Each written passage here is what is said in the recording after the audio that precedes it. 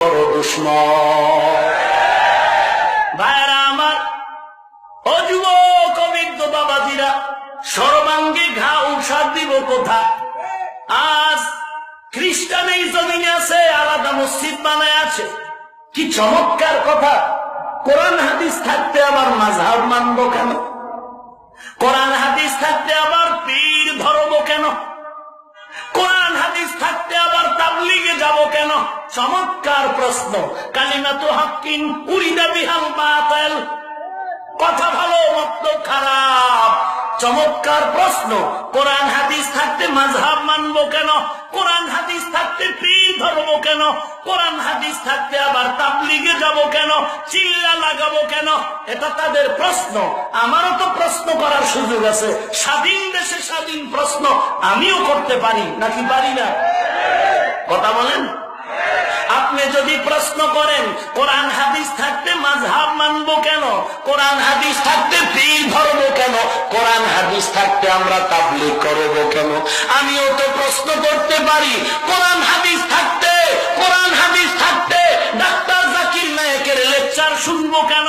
কোরআন হাদিস থাকতে piece TV দেখবো কেন? কোরআন হাদিস থাকতে পিস টিভি দেখবো কেন? কোরআন হাদিস থাকতে মতিউর রহমান জালমাদানির চটি বই পড়বো কেন?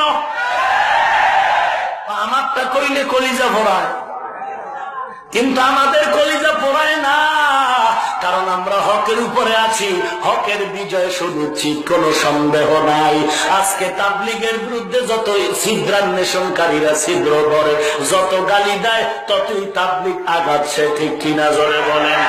খাঁটি আল্লাহওয়ালা চরমনাই উজানির বিরুদ্ধে যত স্লোগান চলছে, দিন দিন তাদের খেদমত আগাচ্ছে। কওমি মাদ্রাসার বিরুদ্ধে যত স্লোগান দেওয়া হয়, দিন দিন মাদ্রাসা বাড়তেছে। শুধু তাই না, আমি ব্যর্থহীন ভাষায় মাদকদের জমিনে বলে যাই, সেদিন বেশি দূরে নয়, এই বাতিল নাস্তিক বেঈমান আর ভণ্ড মুনাফিকের বিরোধিতার কারণে এই জমিনে প্রত্যেক বাড়ি এক একটা ঘর হবে কওমি মাদ্রাসা। পাগলা হাক্কা লাগাইস না, ভালো কথাই মনে করছ। আবু জাহিল্লা কয় মুহাম্মদের কাছে যাবি না, পাগল হয়ে গেছে। মানুষ পাগল হয়েছে, ভালো মানুষ, এটার দেখা দরকার। আমি তো না দেখার জন্যই বললাম।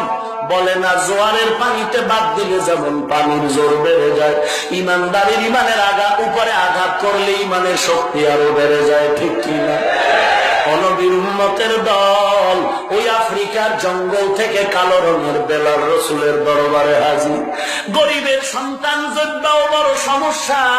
আল্লাহর নবীর হাতে কালেমা পড়ে মুসলমান হয়ে গেল। পেটের দান্দার কারণে জীবিকা নির্বাহের জন্য কাফেরের ঘরে চাকরি নিল। একদিন উমাইয়া নামের বেদিন তাকায় দেখে বেলালের ঠোঁট গুলো থর থর করে নড়তেছে। ডাক দিয়া করে, বেলাল কি করো? বলে, আমি মাওলার নামের জিকির করতেছি। উমাইয়া বলে, বেলাল সাবধান, আল্লাহকে। উমাইয়ার জবাবে বেলাল বলে, তোমারে যিনি বানাইছেন তিনি হলেন আমার আল্লাহ। বলে, দ্বিতীয়বার বলবি না। যখন বাধা দেওয়া হলো, বেলালের জিহ্বায় জিকিরের আওয়াজ বেড়ে গেল।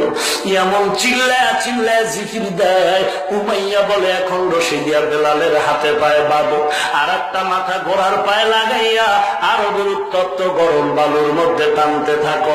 এমন করা হলো। বেলালের পায়ে রশি লাগাইয়া হাত পাও বেঁধে, ঘোড়ার পায়ে বেঁধে যখন ওই গরম বালুর মধ্যে দৌড়ানো হয়, বেলাল ওই ঘোড়ার পায়ে রশির টানে টানে বালুর মধ্যে হেসরায়। আসমানে দিয়ে তাকায় বলে, মালিক তুমি দেখতেছ কালেমার অপরাধে আজ আমার এই শাস্তি, আমি কোনো আফসোস নাই। বালুর গরমে আমার পিঠের চামড়া গুলো পড়ে যায়। ও আল্লাহ, তারপর তোমার কাছে আমার কোনো আফসোস নেই। আবদার হলো, দুনিয়ার কষ্ট আরো দাও, সহ্য করবো, তবে জাহান্নামের আগুন সহ্য করতে পারবো না। ও নবীর উম্মতের দল, ও এলাকার মুসলমানেরা, আল্লাহর কাছে ফিরে যাও, আল্লাহর কাছে তওবা করো। আজকে তুমি এত বয়ান শুনিয়াও নামাজ পড়তে করতে পারলা না, দাড়ি রাখতে পারলা না, দাড়ি কামানেওয়ালার মোনাজাত কবুল হবে না, কবুল হবে না। সুদের খাতায় যাদের নাম থাকবে তাদের কোনো আমল কবুল হবে না। ও নবীর উম্মত, মাদ্রাসায় পড়ে সম্মান কমে নাই। অনুরোধ করি তুমিও মাদ্রাসায় পড়ো আর নাই পড়ো, কমপক্ষে কোরআনটা সুন্দর করে পড়ে নাও, আল্লাহর কালাম সহিভাবে তেলাওয়াত করো, আল্লাহওয়ালার সাথে বন্ধুত্ব করো। ও যুবকের দল, দাড়িওয়ালা 5 ওয়াক্ত নামাজি হয়ে যাও। জীবনে অন্যায় করেছো, তওবা করো হে মুমিন। আজকে তুমি আমার জাতি ভাই, কিন্তু তোমার চেহারা দিয়ে তাকাইলে বড় লজ্জা পাই। কেন তুমি দাড়িটা কাটো, কেন নামাজ পড়ো না? আল্লাহর নবী দ্বীনের জন্য কত কষ্ট করেছে। বেঈমানরা বাড়ি ঘরে থাকতে দেয় না, দ্বীনের জন্য নবী গভীর রাতে হিজরত পর্যন্ত করলেন। ও নবীর উম্মতের দল, আল্লাহর মহব্বতের দিলটারে নরম করে তওবা করো। জীবনে দাড়ি কাটবো না, ছাড়বো না, নামাজ ছাড়বো না। এ যুবক, আল্লাহর গোলাম, তোমার মতো যুবক দাড়িওয়ালা নামাজির অভাব নাই। তোমার মতো যুবক স্কুল কলেজে পড়িয়াও দাড়ি রাখতেছে, আছে না নাই? তুমি কেন পারবা না? তোমার মতো যুবক দাড়িওয়ালা নামাজিরা পারোনি। পুলিশ বিডিআরের অভাব নাই, তুমি কেন পারো না রে বাবা? অনুরোধ করে বলছি, আসলে তোমার ভিতরে ভেজাল ঢুকছে, কারণ তুমি এখন লেবেল পাল্টাইছো। আগে ছিল মধুর নামের লেবেল, এখন সেটাকে তুমি এখন জ্যেষ্ঠ মধুর লেবেল লাগাইছো। ওরে মুসলমান, তোমরা যতই বলো আমরা হাদিস মানি, কোরআন মানি, তোমরা যে আগের লেবেলওয়ালা লোক লেবেল পাল্টাইছো চিনতে বাকি না। ভাইরা আমার, মামলার ভয়ে, হামলার ভয়ে, জেলের ভয়ে লেবেল পাল্টাইছো। দোকানে জ্যেষ্ঠ মধু যেমন আসল মধু না। দাড়ি ছাড়া, টুপি ছাড়া, সুন্নত ছাড়া আশেকে রাসূল আসলে কোনো আশেক না।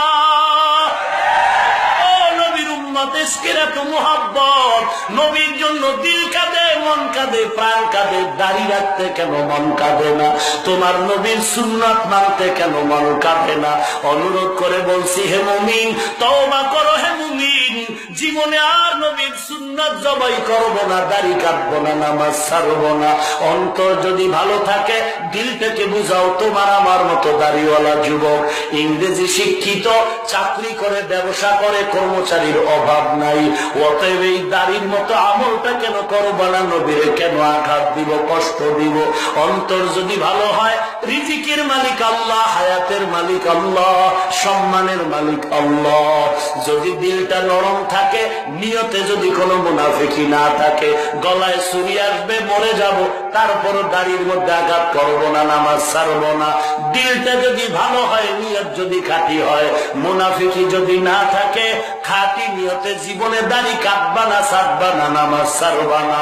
অন্তর যদি ভালো হয়, খাঁটি নিয়তে দুটো হাত আল্লাহকে দেখায় দাও। আয় আল্লাহ, সকলের হাত আপনি কবুল করে নেন। আয় আল্লাহ তাআলা, দাড়িওয়ালা 5 ওয়াক্ত নামাজি বানায় দেন, ঈমান ও আমল মজবুত করে দেন আল্লাহ। মুসিবত থেকে হেফাজত করেন আল্লাহ। সুন্নাতওয়ালা জিন্দেগি দান করেন, কামাই রুজি, ব্যবসা চাকরিতে বরকত দান করেন আল্লাহ। আয় আল্লাহ, সম্মানওয়ালা, ইজ্জতওয়ালা জীবন দান করেন, মুসিবতে ধৈর্য ধারণের তৌফিক দান করেন আল্লাহ। সমস্ত ওয়াসওয়াসা থেকে আমাদের হেফাজত করেন, বলেন আমিন। আলহামদুলিল্লাহি রাব্বিল আলামিন। রব্বানা যালামনা أنفسنا وإن لم تغفر لنا وترحمنا لنكونن من الخاسرين.